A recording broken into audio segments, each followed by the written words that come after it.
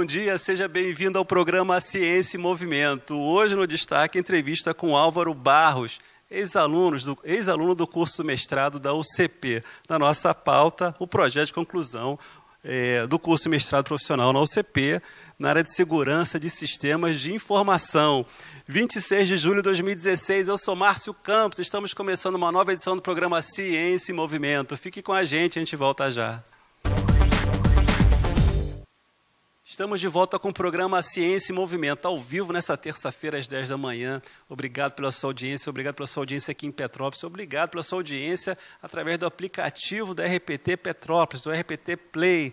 Você aí do Rio de Janeiro, de São Paulo, de Brasília, pessoal assistindo o programa Ciência em Movimento, além aqui da cidade de Petrópolis. Obrigado pela sua audiência, né? E vamos lembrar aqui também o último programa com a Marcelene Scantamburlo, onde nós conversamos sobre o projeto Pauta Online, falamos sobre a questão da formação do profissional, tanto no ensino à distância, através do projeto Pauta Online, quanto também nas próprias organizações. Tivemos aqui também a presença de Alex Jacobs, que também pautou o programa com essa questão da gestão do conhecimento na formação das pessoas dos dias de hoje. Foi um programa muito legal, você pode assistir lá no nosso canal no YouTube e nas reprises aqui da TV Rede Petrópolis. Bom, estamos aqui entrevistando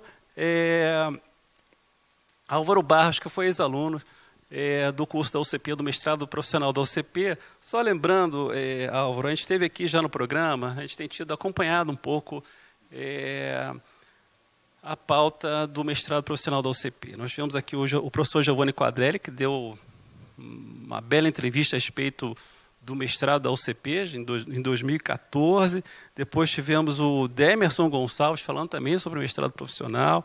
E, mais recentemente, o professor Nélio Pisolato, a gente estava até conversando sobre ele aqui nos bastidores do programa.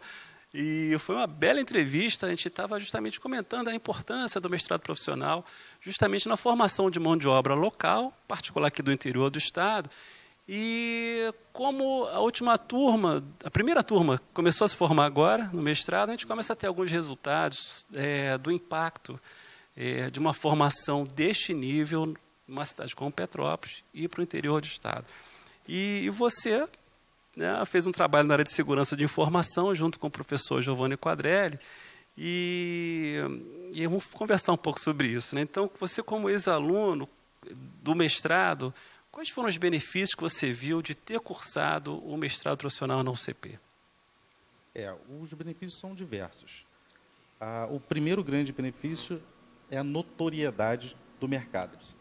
Por se tratar de um mestrado profissional, o mercado te enxerga com outros olhos. Hoje não está fazendo muito mais diferença você ter uma graduação, uma pós-graduação. Então, o mestrado está fazendo uma diferença muito grande.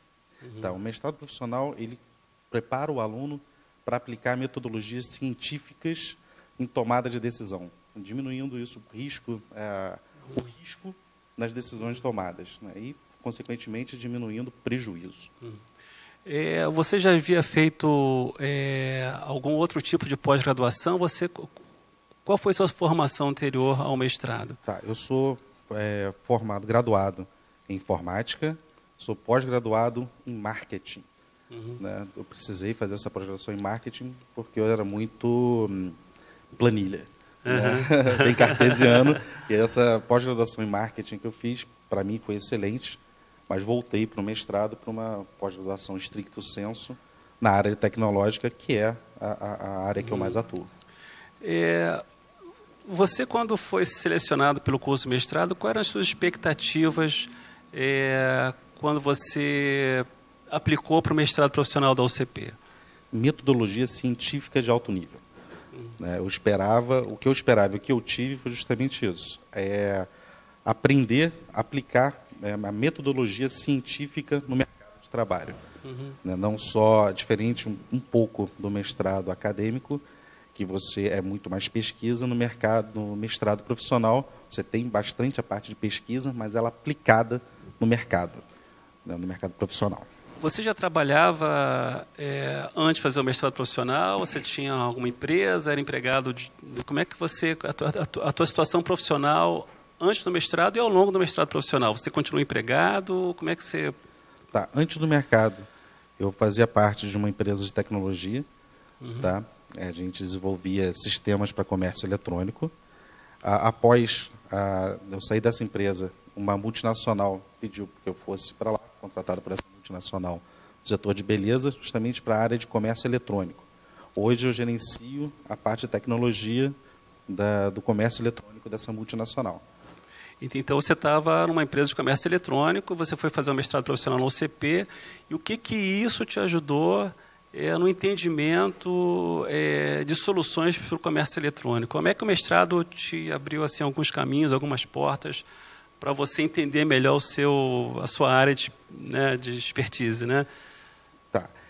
O mestrado, como te disse, ele te expande a forma como você vê para você tomar as decisões. Ele te dá ferramentas de mensuração, ferramentas para você tomar decisões embasadas em dados e não em achismo. Você para de ser um profissional que acha que alguma coisa vai dar certo para ser um profissional que, olha, de acordo com os dados que eu tenho, com os cálculos feitos, eu tenho uma probabilidade muito grande disso dar certo ou de não dar certo. Você consegue tomar decisões embasadas em fatos e, como eu disse anteriormente, não decisões eu acho que vai dar certo. Isso eu acho que é a parte mais importante dessa formação profissional de alto nível que o mestrado te dá.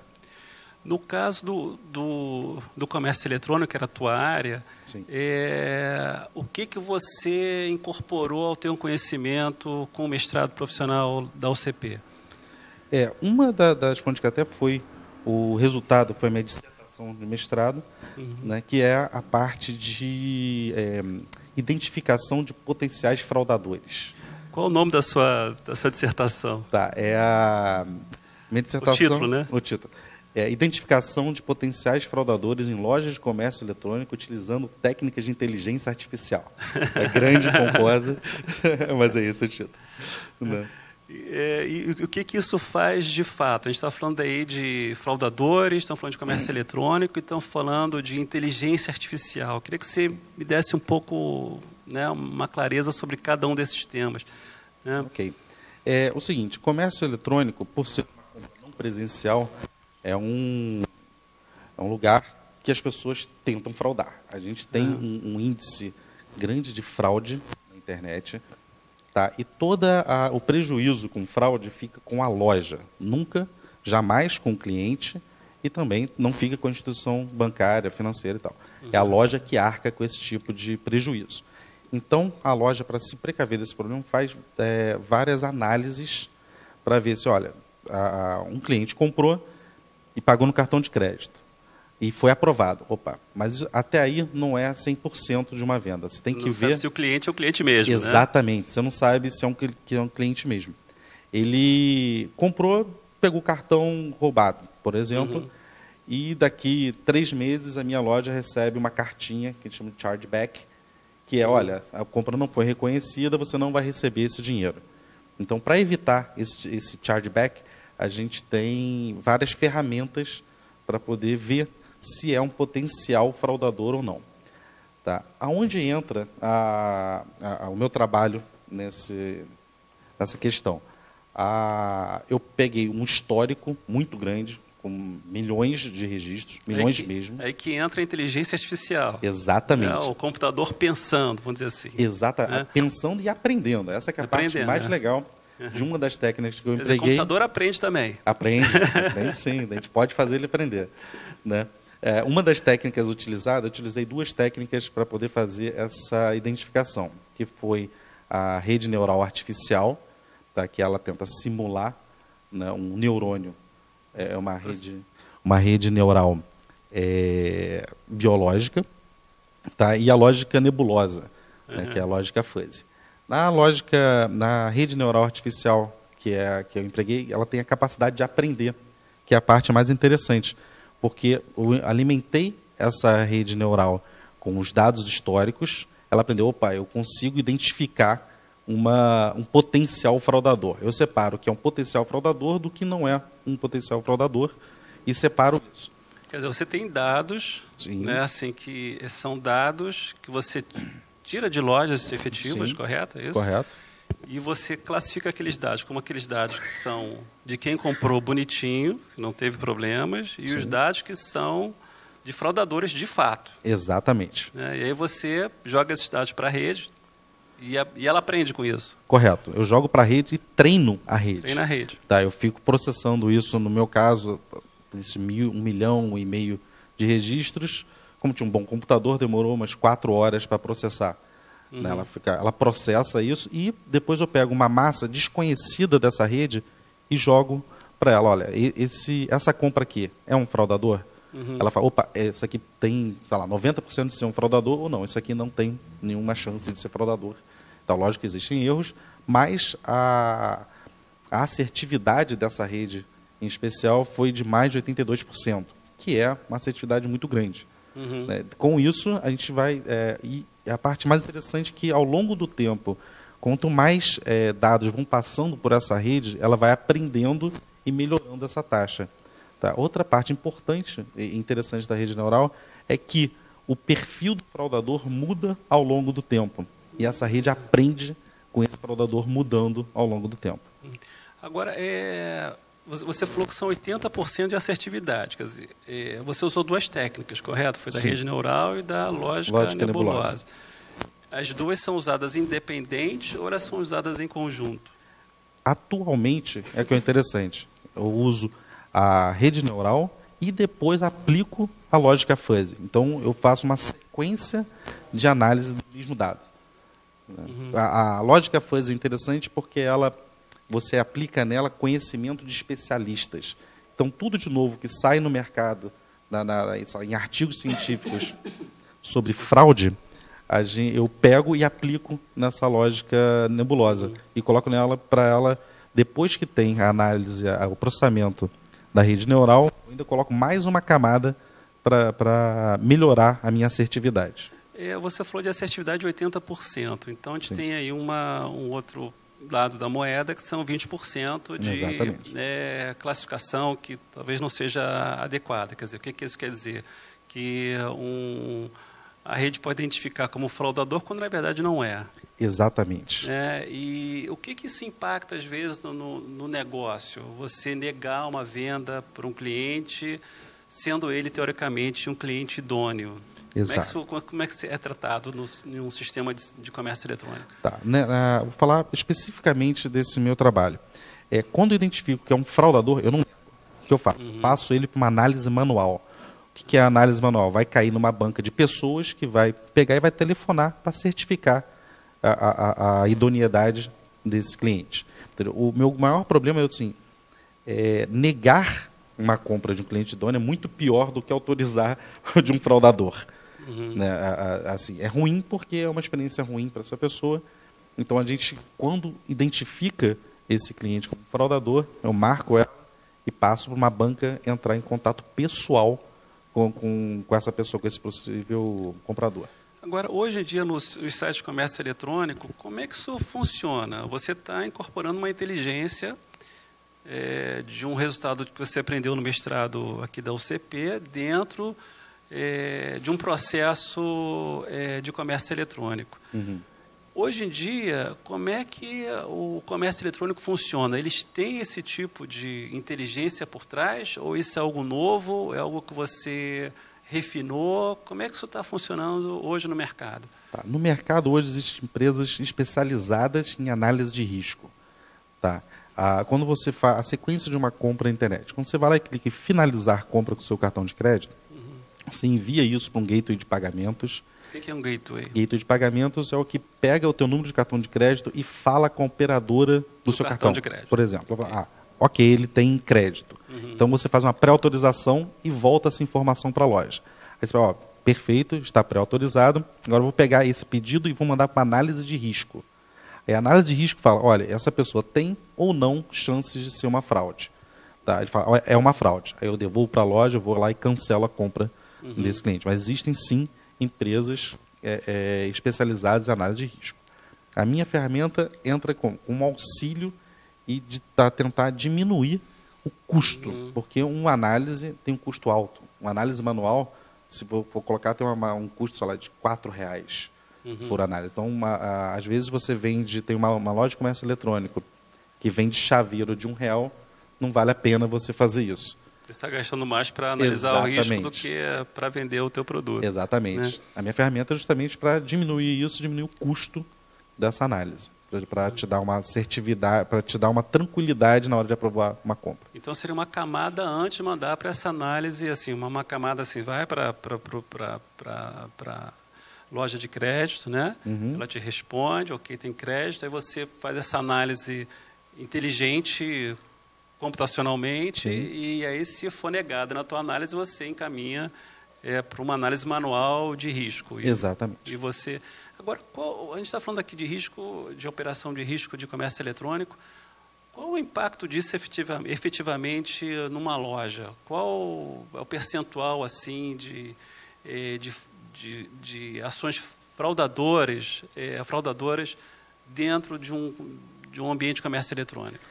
Depende muito do produto vendido. Tá? O fraudador ele procura normalmente produtos com alto valor agregado. Tá? Ele procura eletrônicos... Você não vai comprar chaveiro, né? Não vai comprar chaveiro. Tá? Mas ele procura eletrônicos, por exemplo, perfumes, que é um produto pequeno com alto valor agregado e de fácil revenda. Então, existem a loja, assim, livro não tem quase fraude.